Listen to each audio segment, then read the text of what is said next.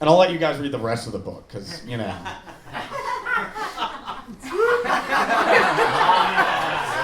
Because the universe demands it.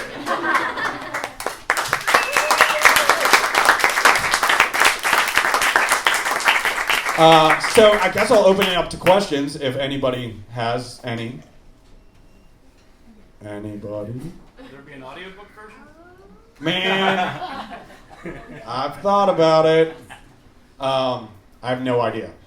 Talk about your own experience hearing radio. Oh. You know, where you were living in conjunction with the city. Oh, yeah, so... for me, it was like 91 RVU all the way from Middle Tennessee, and that was it. Yeah.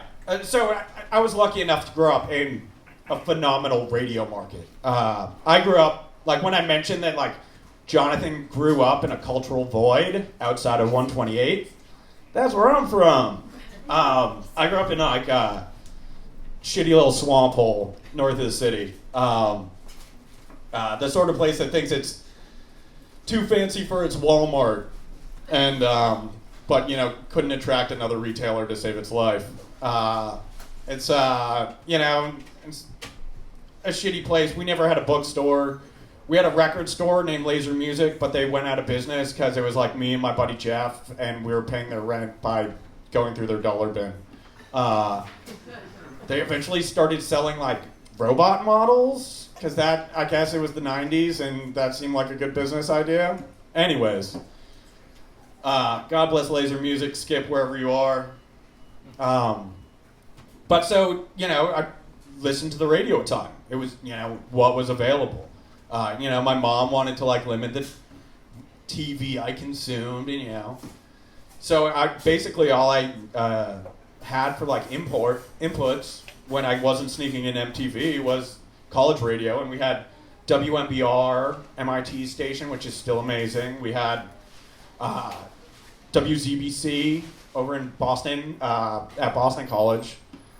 And we got like WJUL from Lowell, and we got, that's, if you went to the other side of our town, you could get the Salem radio station, the Salem College radio station, which was like just close enough frequency-wise that in my like 86 Escort station wagon, you know, like one side of town had one radio, and you're,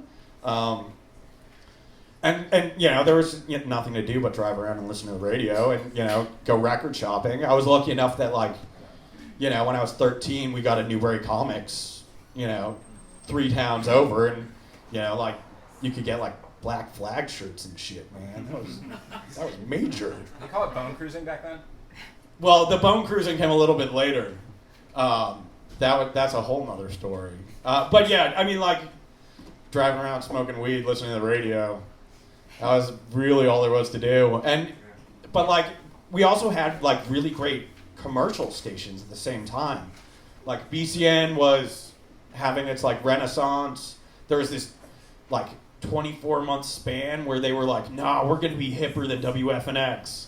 And it was amazing. And it was just like Liz Fair twice an hour, you know, like sublime, I guess. But which I wish that wasn't like the song that sprung to mind. But they were hip to Sublime before everybody else, which might have been their undoing.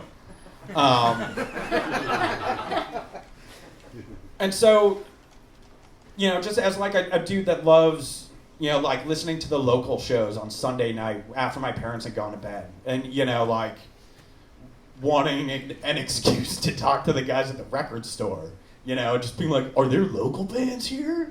And, you know, like just this desperate need to find other people that liked art. And, you know, somewhere in there, I heard Roadrunner. Heard it a lot. Eventually, you know, like, it clicked. Like, this dude's, like, singing about where I live. And so I found the 86 Rhino comp on CD, used, and it's been all downhill since.